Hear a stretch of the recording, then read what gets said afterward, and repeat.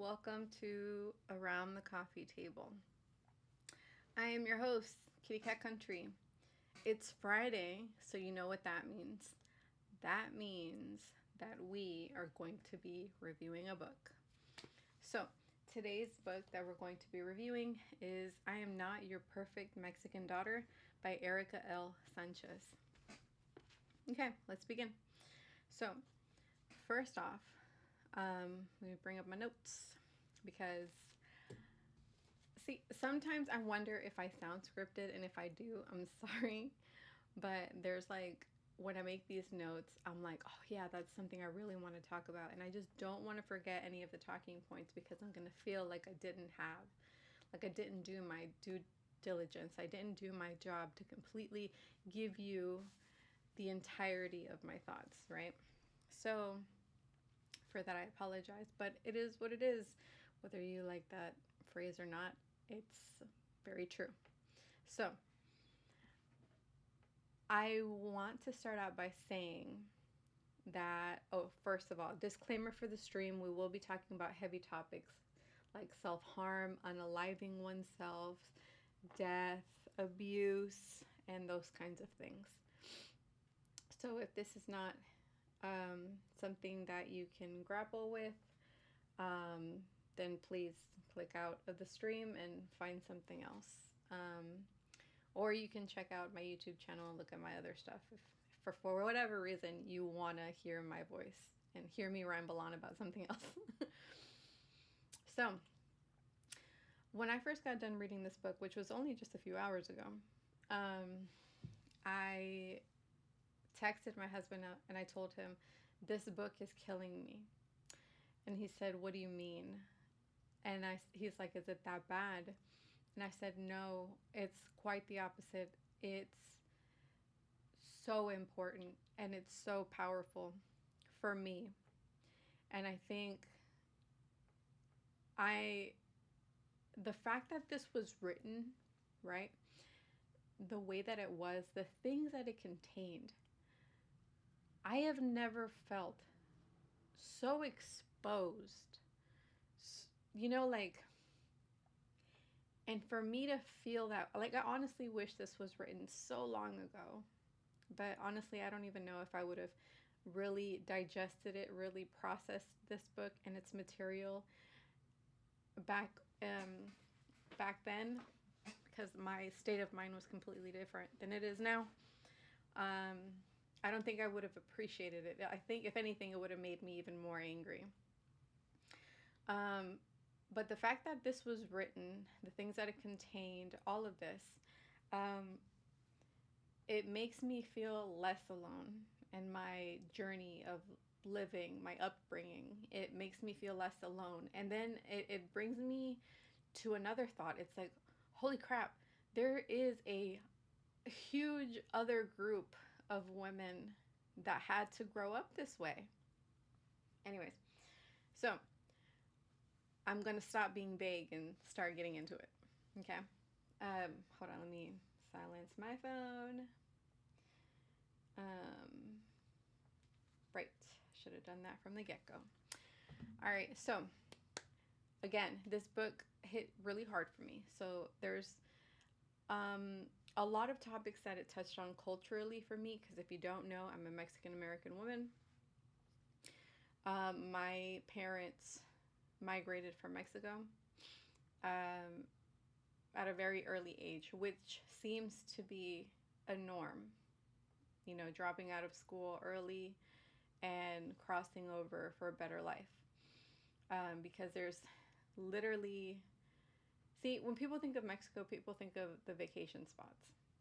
And they think, well, why would you possibly want to leave? Well, that's because that's not the entirety of Mexico. These are literally resorts.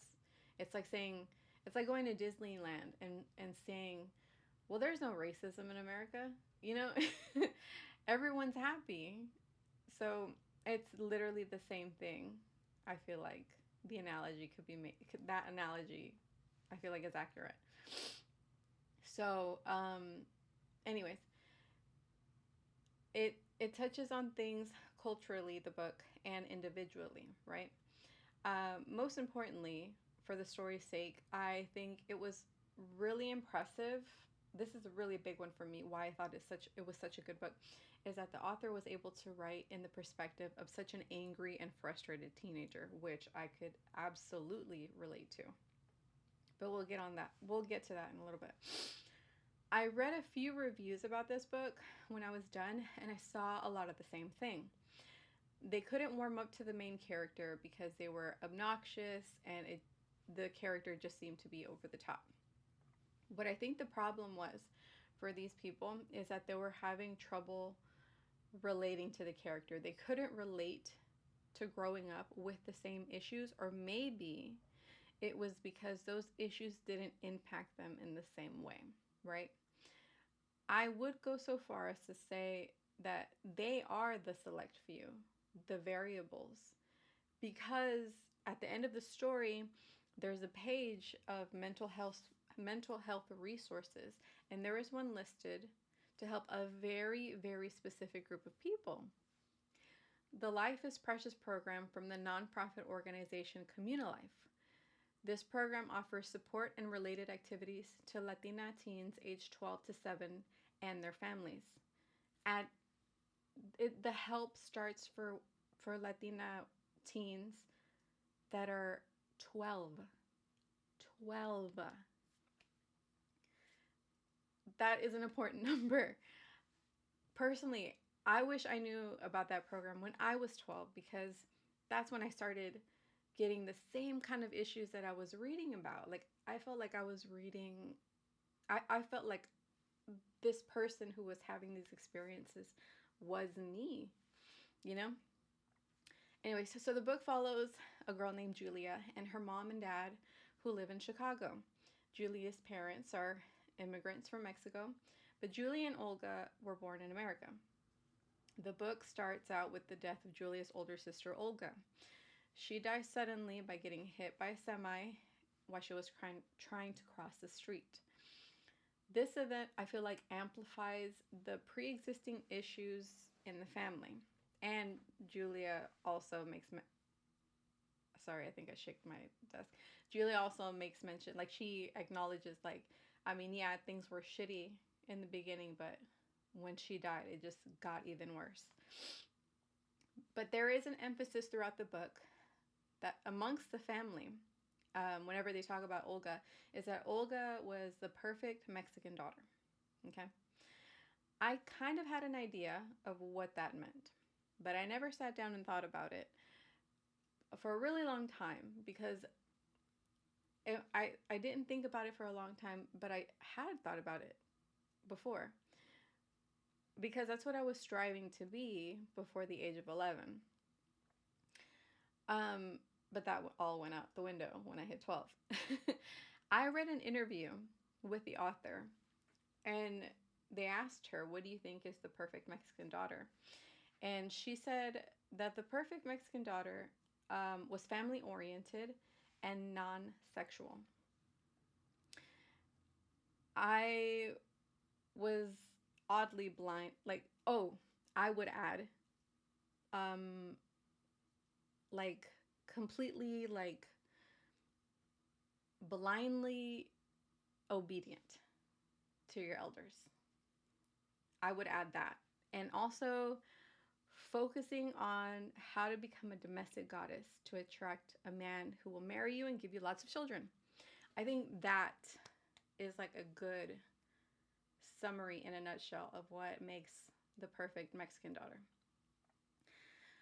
Yes, so if you haven't already picked up on it, there is a lot of misogyny in Mexican culture, so surprise. So let's begin with how the character was written, which is a huge reason why I love this book, you know? It's crazy because the last book that we talked about, I was also like, man, the way this author writes this character, you know, like at first it pissed me off, but then it hit me, you know? And we're in the same boat now. Like, it's crazy. Like, these authors got some real talent for writing characters how they are. They're definitely 3D characters. Okay, so These are the examples I'm going to give you. These are all the tabs that I put on my book. All the white tabs are for cultural similarities that I could relate to. The red tabs are personal similarities, and that, personal things that I could relate to. And the green tabs are how I can like the pinnacles of like the perfectness of which the character was written, you know? And it's pure coincidence that I used the colors red, white, and green, which happen to be colors of the Mexican flag. It was coincidence. I did not intend for that to be a thing. I only just noticed it yesterday. All right. So here is one example. Okay. Let me see.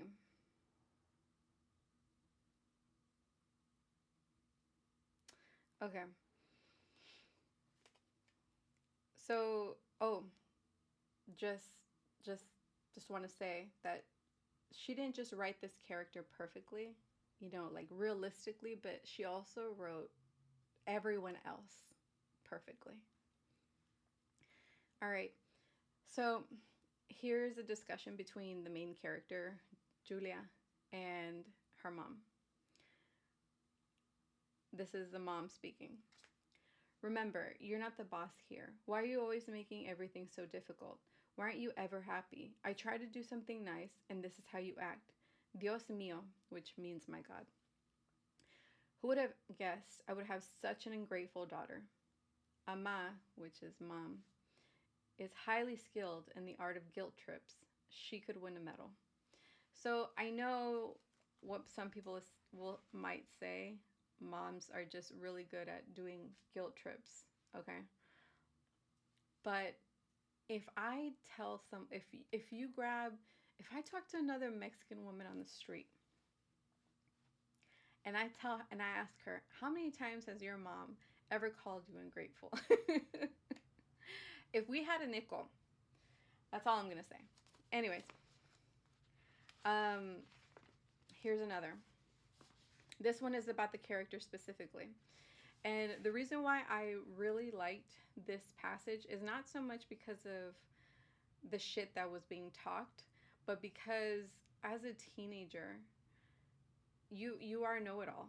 You're a know-it-all, because you read books, because you're exposed to news, because like all whatever the reasons, you have an excess of reasons why you think you know it all, right? And with that sense of knowing it allness, there comes a sense of superiority that is completely misplaced. Um, so this paragraph captures that perfectly, I feel like. Ow. Sorry, that was my wrist. That shit hurt. Okay. So this is Julia talking about one of Olga's friends. Angie and Olga met when they were in kindergarten, so I've known Angie my whole life. I used to admire her because she was so stylish and pretty, with her wild curly hair and wide green eyes that look forever surprised. In high school, she drew pictures of exotic landscapes that Olga taped to her walls. Though she is poor, like us, she has a sharp fashion sense, matching unusual colors and patterns in ways that somehow make sense. She makes outfits from the flea market look good on her. She smells like vanilla, and her laugh reminds me of wind chimes. I always thought Angie would grow up to be something awesome, like a designer or an artist. But it turned out she was another Mexican daughter who didn't want to leave home. She works downtown and still lives with her parents. So that's what I mean. Like, I don't want to say that it's a bad thing, because I don't believe it. I don't believe it's a bad thing to want to stay home, to want to take care of your parents, because that's something that you want to do from in here. But I think it's really unfair to judge another woman, a woman to judge another woman for wanting that. You know what I mean? It's her choice to do so, right? Um, Sorry, that was a car. It's her choice to do so. But as a know it all, when you see that, you're like, oh, well, she just wants to be another Mexican daughter, like that wants to take care of her parents. Like she says it as if it's a way, it's the worst thing in the world. Like she builds her up in the beginning of this paragraph where it's like, man, she has green eyes and curly hair, and she has such a good sense of style, and her laugh is like wind chimes. But she just wants to be a Mexican daughter and stay at home.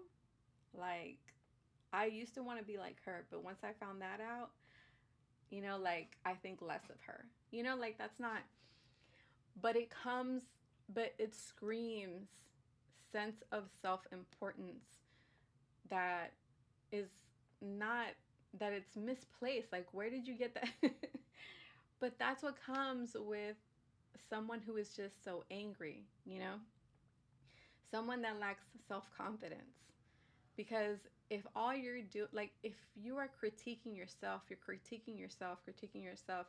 you don't have confidence in yourself and this and that, you are always critiquing yourself. Well, you're going to do the same thing outside. You know what I mean? In my opinion. Again, I should have started this whole thing off with but y'all already know. Like, this is my channel. This is full of my opinions, okay? So, like, you see what I'm saying? So that it's misplaced.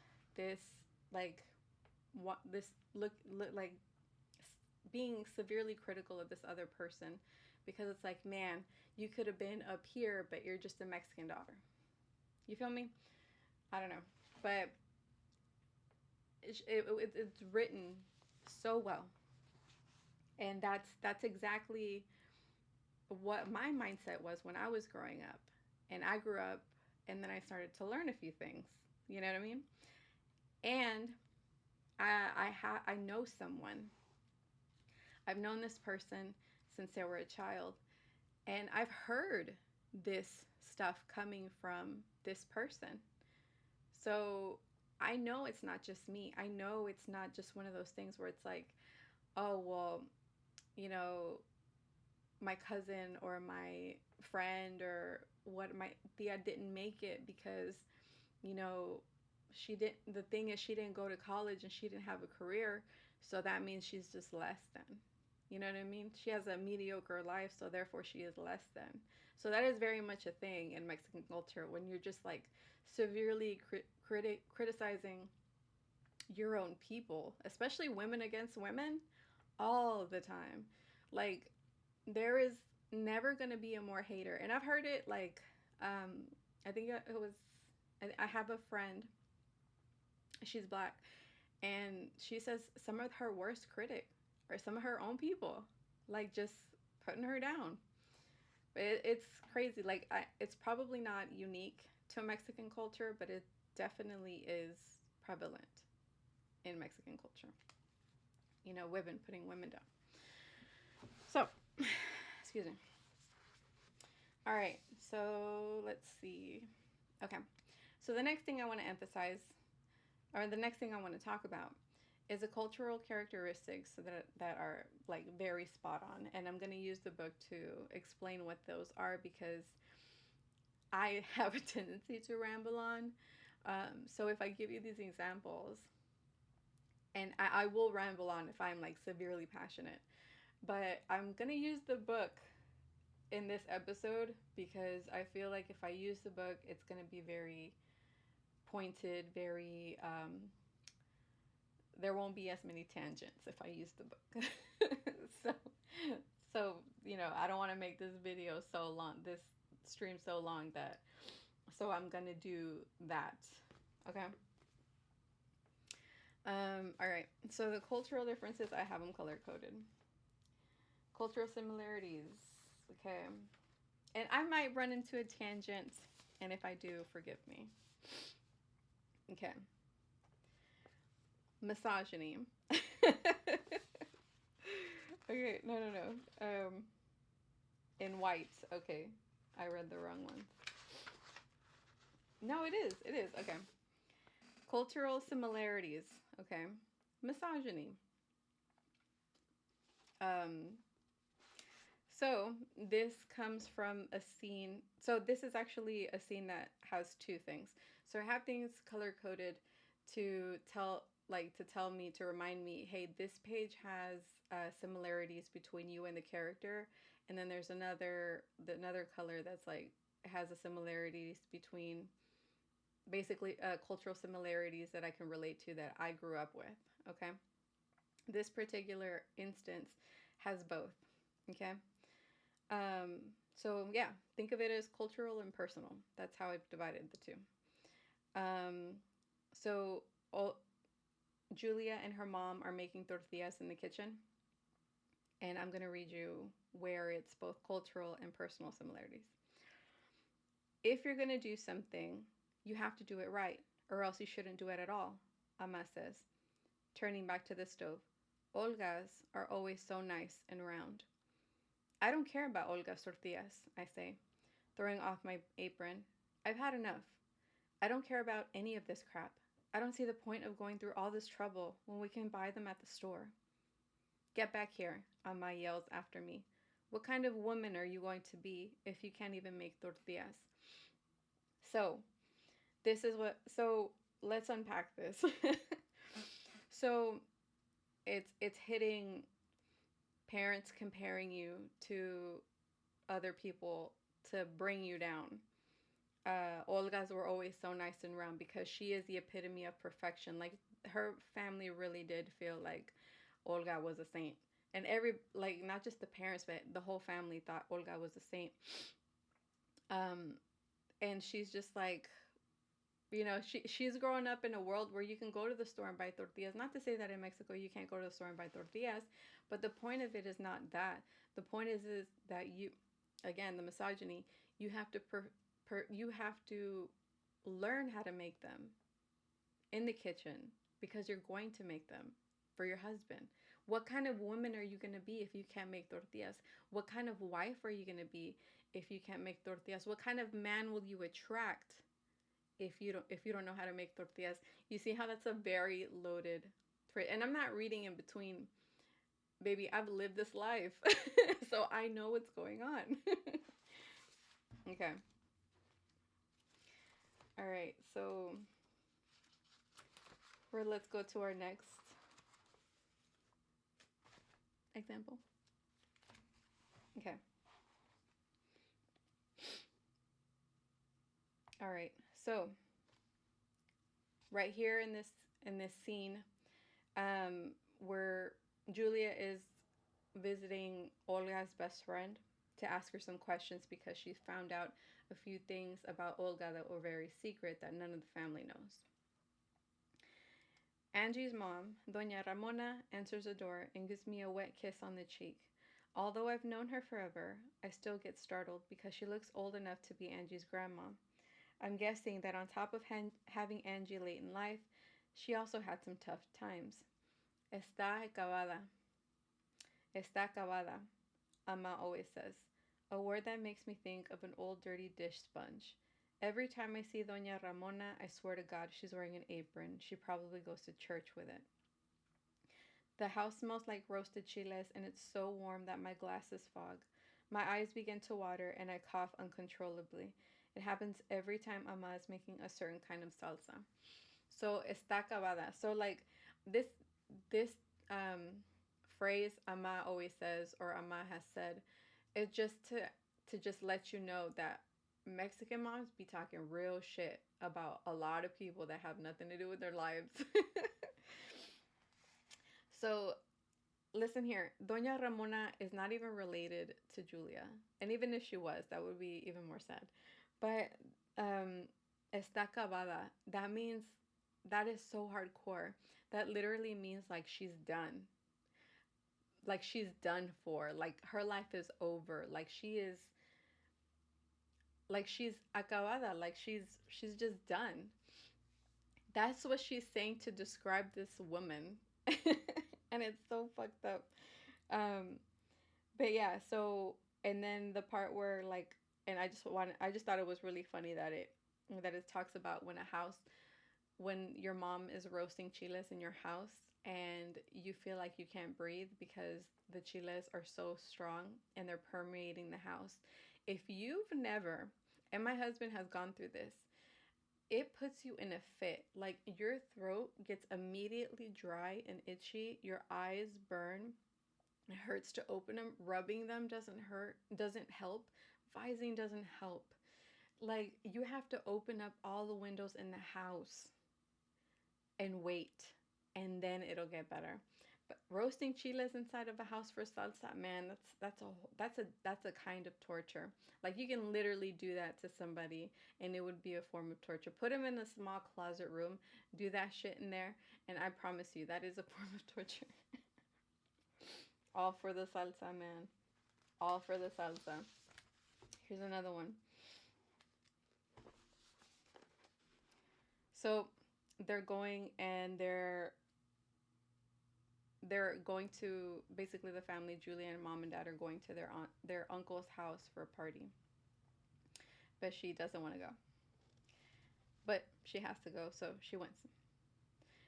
Theo's house always smells of old fruit and wet dog, which I don't understand because Chompiras has been dead for 3 years.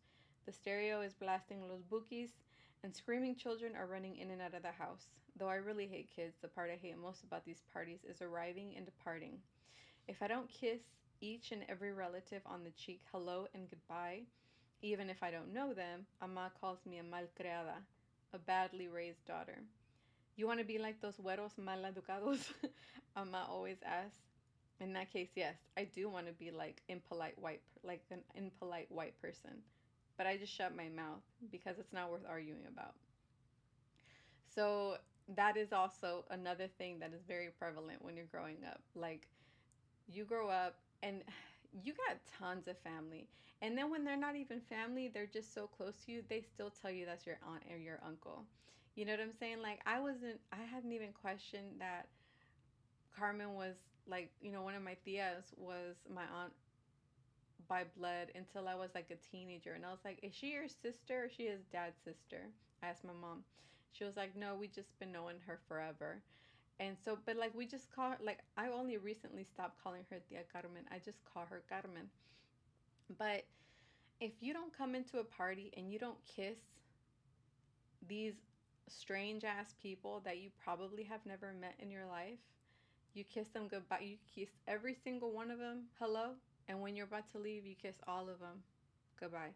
Because if you don't, you have been badly raised, and you're just like an impolite white person, which is one of the worst things in the world. Um, so I just go like this now because I'm an adult. I'm not trying to touch you, okay? And I ain't got to, and I don't care what you think. Here's another one. And this is a very small one. Um, Buena para comer, Tia Milagro says, eyeballing my clean plate. So that when that literally means good for eating. So that literally just means, oh well, you can't control yourself clearly when it comes to food. But it's interesting because if somebody, if a Mexican mom, a Mexican woman hands you a plate of food, the worst thing you can do is say no, because it's like you spit in her face or like you kicked your dog or something. It's the worst thing you can do. And on the flip side, if you're a woman and you eat all the food and knowing that it's impolite not to, then you get a backhanded comment, a backhanded compliment. This means you're good for eating. Like it could mean that you, like a positive spin on it is, if if someone gives you something, you're not going to be picky. You're not a picky eater. But this is a backhanded comment when it comes from a woman because it's like, oh, you can't control yourself. You're like a pig. Like, you know what I'm saying? Like you'll eat anything in sight. So it's that backhanded compliment. You know what I mean? And yes, you hear that shit a lot. Like one of the best things to strive for is not just being a domestic goddess, but it's also being thin. because God forbid you're not thin and you can't attract a man. So,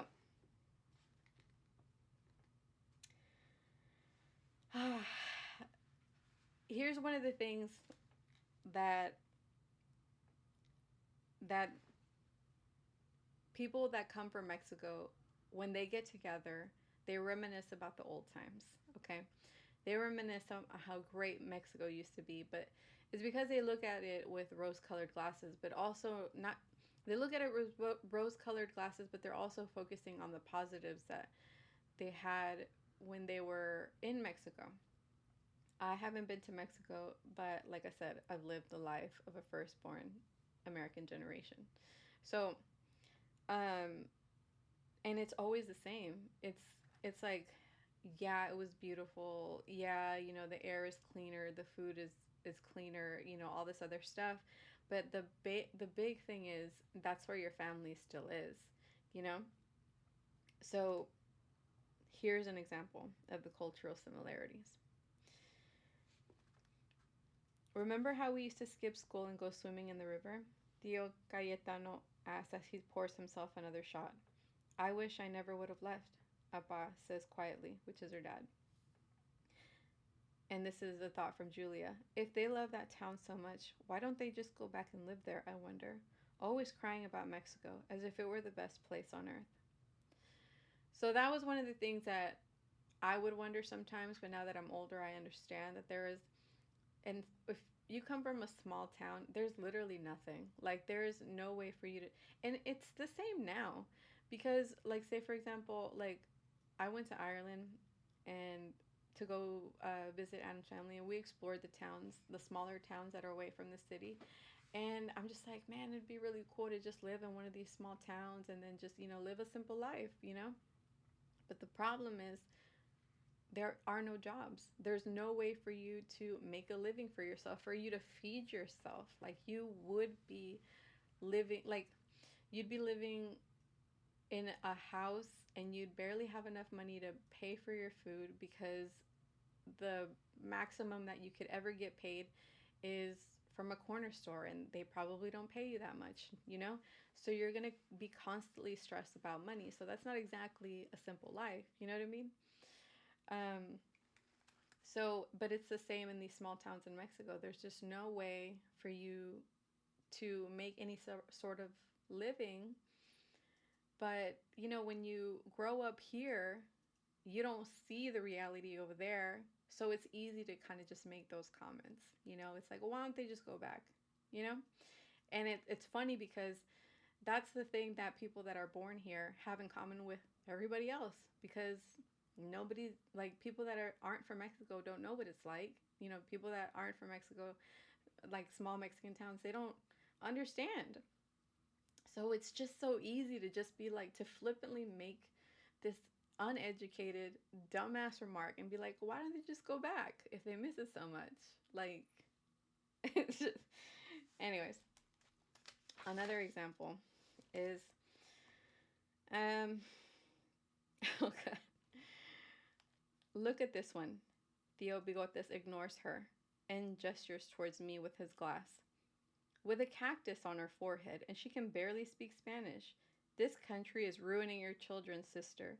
He points to Ama, and he gets up from the table. So, cactus on your forehead. So, in Spanish, that's a nopal. Que aquí tienes el nopal bien puesto. Like, you have the nopal on your forehead, like, real, like, lodged in there.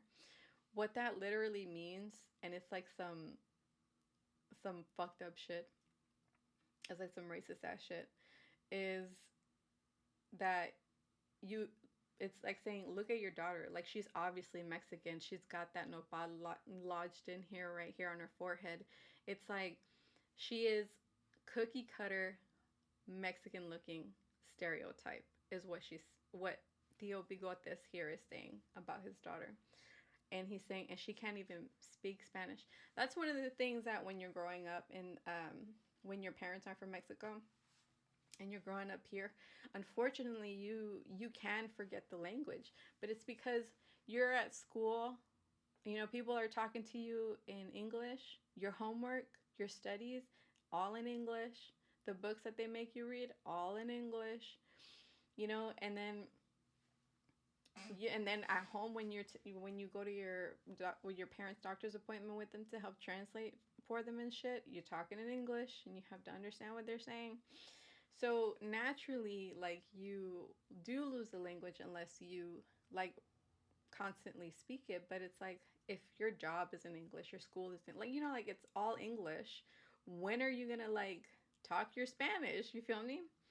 And unfortunately, when immigrants, Mexican immigrants that come over here, a lot of the time they've dropped out of school.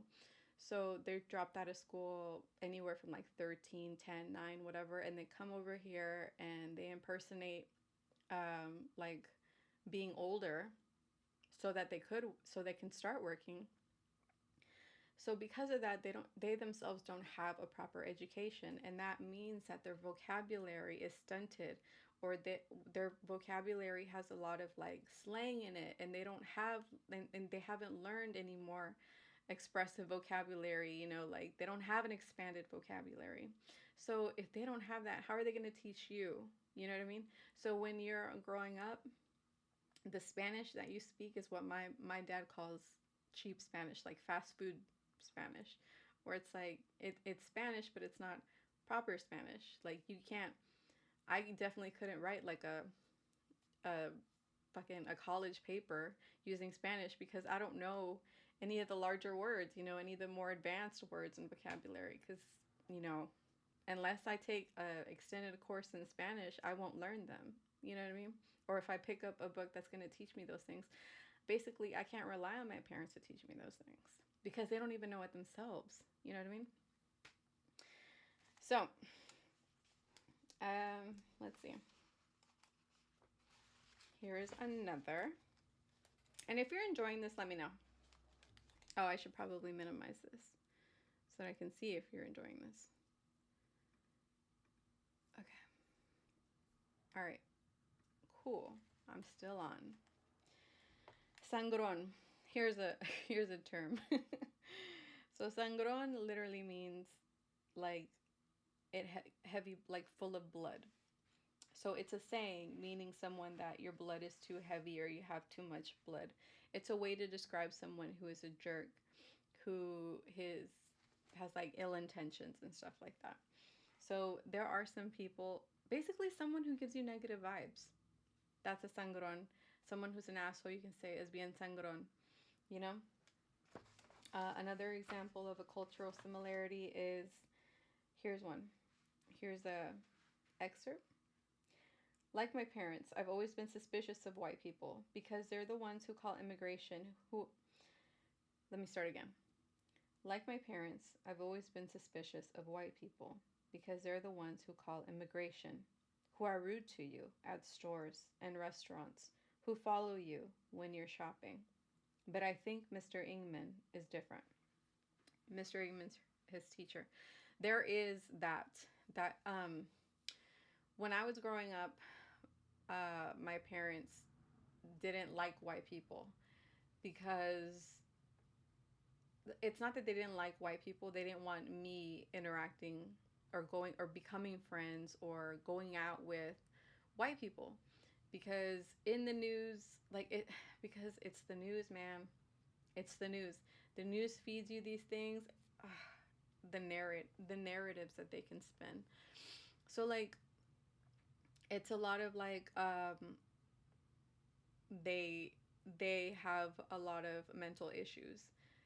I remember when I was growing up, my parents always told me stay away from white people because those are the crazy ones. They have all these issues like bipolar and all this other stuff, and they're just crazy. Imagine that. Obviously, I knew different. Okay, they didn't, and that is just so much to unpack. The discrimination against people, just a group of people, the stigmatism of mental health, uh, pegging bipolar or someone being bipolar as crazy, and then just assuming they all have bipolar people, being they all are bipolar, and oh my god, like it's the one of the worst things that you can have or you can be associated with. Like, it is a lot to unpack here, and it is, unfortunately, that is the view. That is something that you grow up hearing. It's like, man, white people are crazy. I mean, you hear that shit now, like, but I'm just to let you know, when you're growing up, as a part of a marginalized community, that is something that you hear a lot. Okay. So now I want to shift it to personal similarities. Okay. So I color coded those as red. Red flags. All right.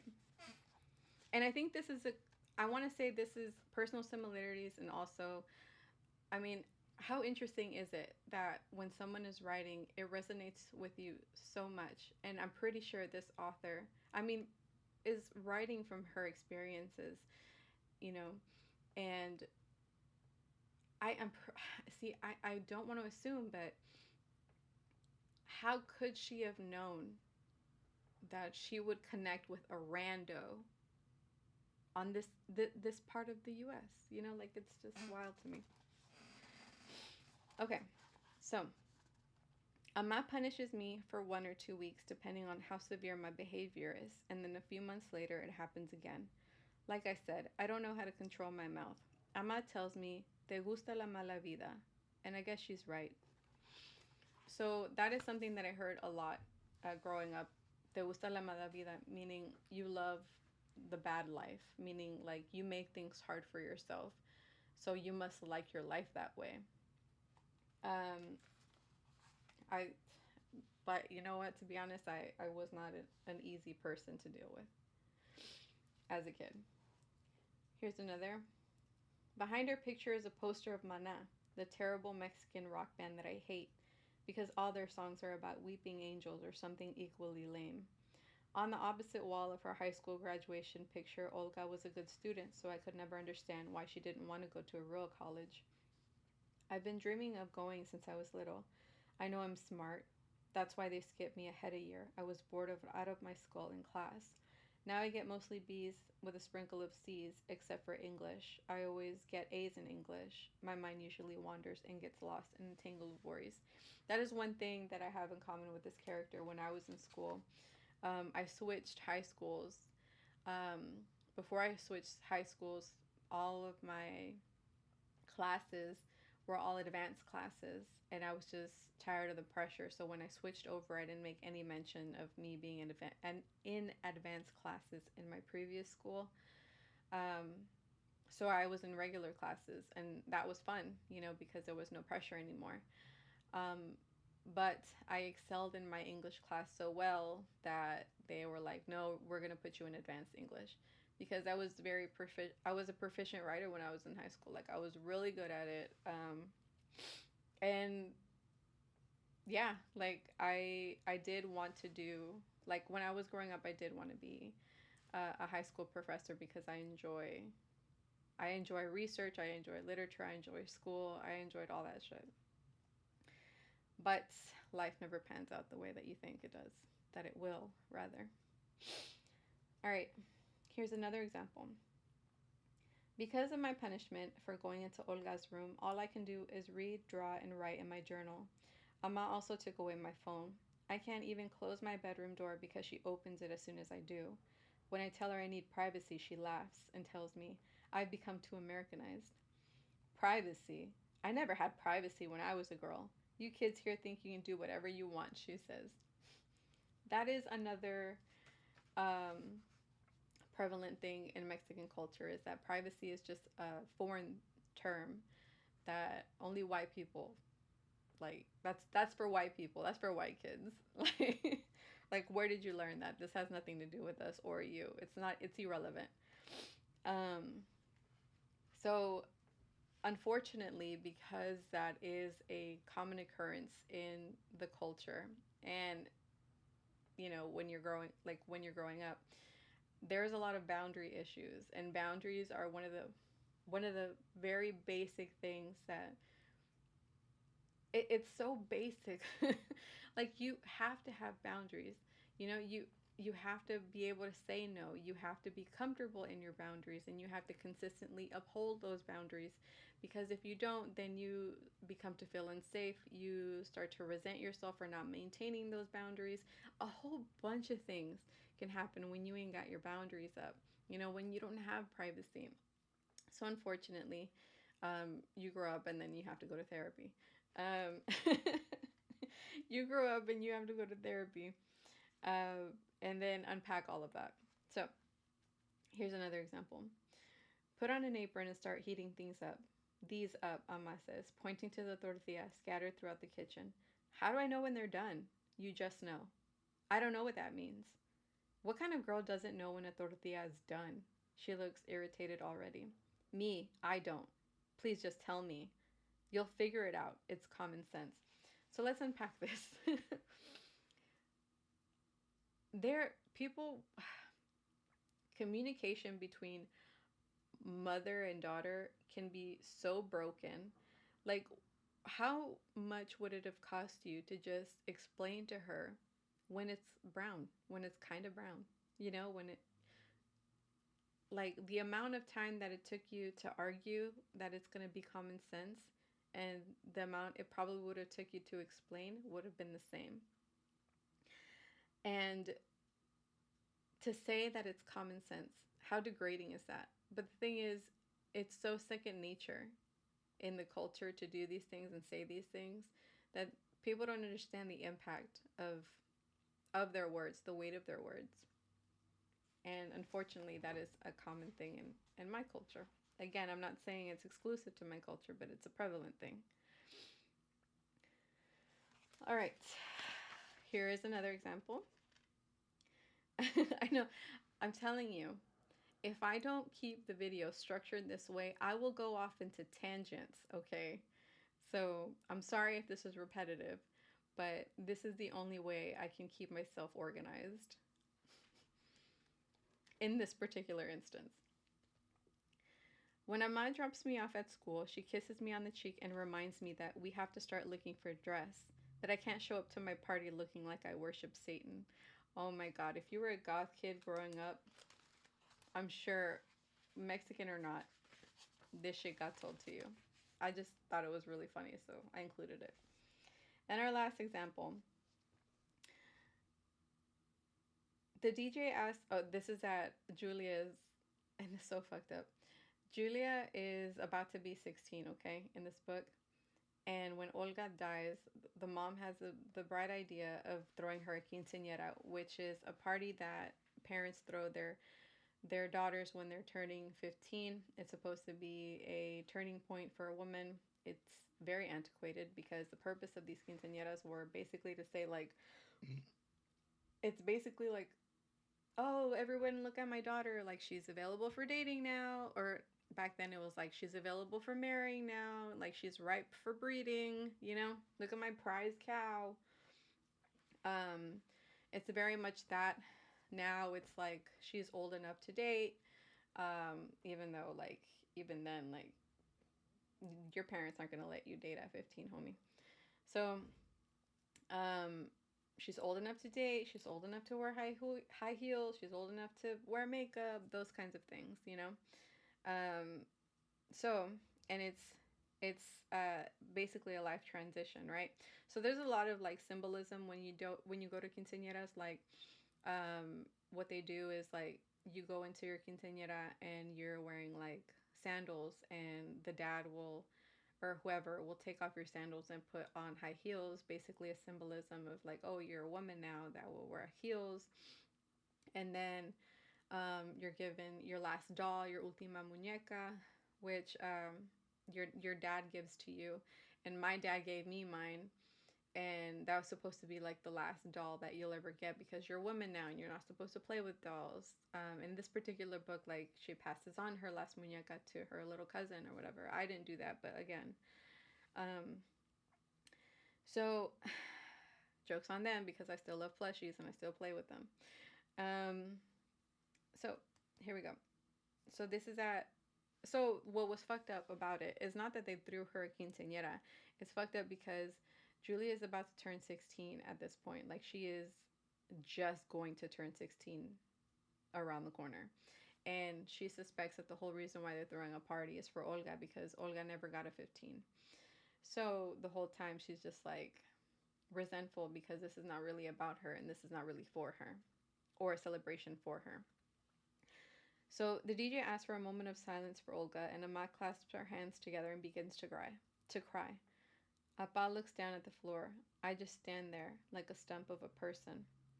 Gabby runs to her mom, and I wobble over to Appa for the father-daughter dance. I don't understand why we have to do this, pretend I'm Daddy's little girl when he hasn't paid attention to me in years. He doesn't know anything about me. If you ask him what my favorite band or food is, he couldn't tell you. I can smell the beer wafting from his clothes and skin. Standing so close to him makes me feel uncomfortable. I don't remember the last time he's touched me. As he twirls me around the dance floor, everyone is smiling like crazy, as if this were the most precious thing they'd ever seen.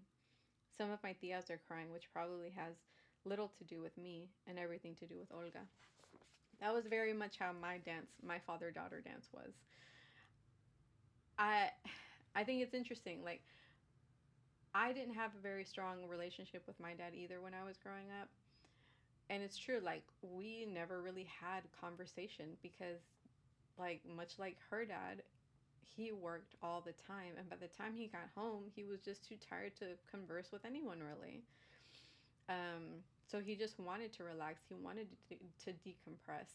And it's unfortunate, but that was just the reality of the thing. So there's a lot that happens in this book, okay? Outside of che- these check marks that this book gave me, you know.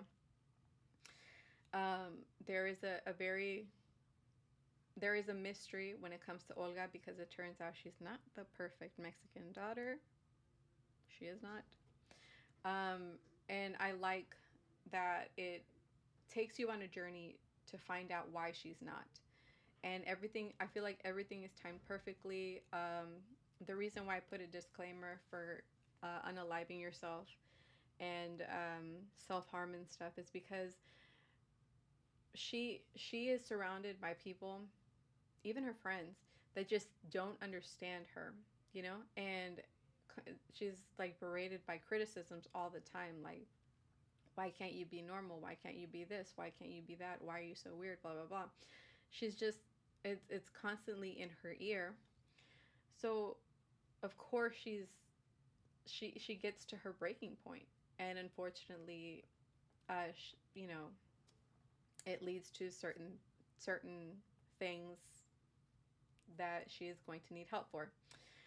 Without spoiling it too much, um, and it turns out like Olga suffered through the same things, you know, like but you wouldn't know that because she never confided in her sister. So, anyways, you get to find out about that later. So, in summation, I feel so lucky that I just like back to back like 10 out of 10 books, you know, like last week's was 10 out of 10. I think it was 10 out of 10. This week, oh, 12 out of 10, 15, 50, 100 out of 10. Like it just exceeded my expectations. Like that inner teenager in me, because she is very much in there, and you know, I acknowledge her. Um, she is very much in there. When I picked up this book, I was like, I'm not your perfect Mexican daughter. When I first picked this up, I'm not gonna lie, I did side eye a little bit because I was like, oh, it's probably gonna, I don't know, discuss, I don't know, something that's not of substance. But I was so wrong about it, and I'm glad that I was wrong about it. Whew. So I'm going to end the stream now. Hope you enjoyed the review. I highly recommend if I highly recommend this book. Um, just to learn about things, man, and all just all around, like it just takes you onto a roller coaster. When it comes to like just her journey, and man, like it's a I stand by what I said. It's a important book and it's a powerful book. And if that's what you're looking for, I highly recommend that you pick this up. So, without any more, you know, tangents, I'm gonna shut my mouth now. So I hope you enjoyed this book review. Um, this this episode of Around the Coffee Table. Join me next week. Follow me on Instagram, on TikTok. My handle is the same. If you want to know what book I'm going to choose next, follow me on Instagram because that's where I post it. If you want to read along with me, cool. Join me in the chat. It's my segment is always on at 2 o'clock on Fridays. Yeah, so, oh, also follow me on Instagram because I have some things coming up. So, like for example, I'm going out of town next week. So I won't be streaming my gaming stuff that I usually do on Sundays. Oh, and I missed last Sunday. I completely forgot. Sorry about that. Because we're remodeling the room.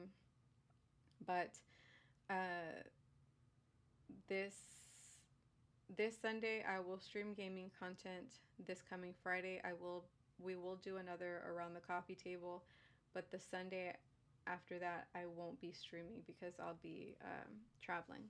So with that, I'm gonna let you go. Enjoy the rest of your day, and I'll see you on the next one. Okay, bye.